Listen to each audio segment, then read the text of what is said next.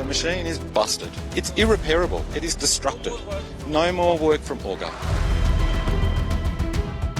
अमेरिकी auger machine के ठप पड़ जाने के बाद एक बार फिर से उत्तरकाशी के सिलक्यारा टनल में रेस्क्यू ऑपरेशन जोर पकड़ने लगी है। अब टनल में फंसे मजदूरों तक पहुंचने के लिए एक साथ 6 प्लान्स पर काम किए जा रहे हैं। मैनुअल ड्रिलिंग से लेकर वर्टिकल ड्रिलिंग तक के ऑप्शंस पर काम किए जा रहे हैं।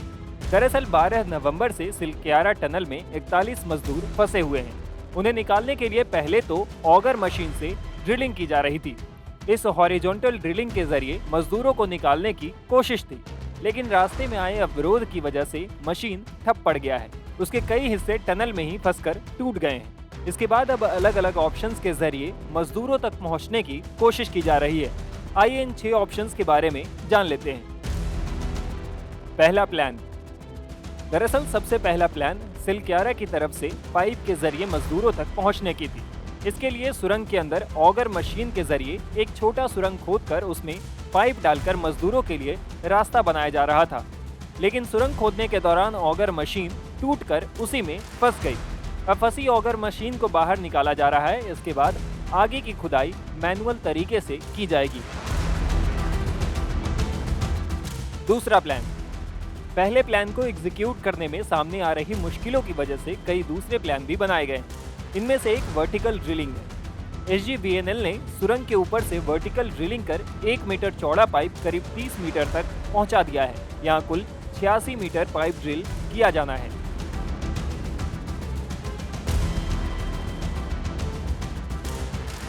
तीसरा प्लान।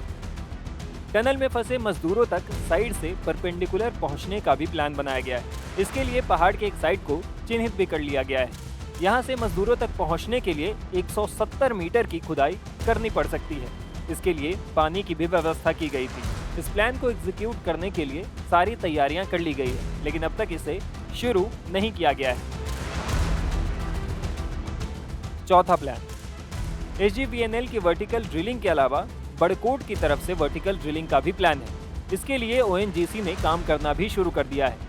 ड्रिलिंग साइट तक मशीनों को पहुंचाने के लिए BRO को करीब 5 किलोमीटर तक की सड़क बनानी है।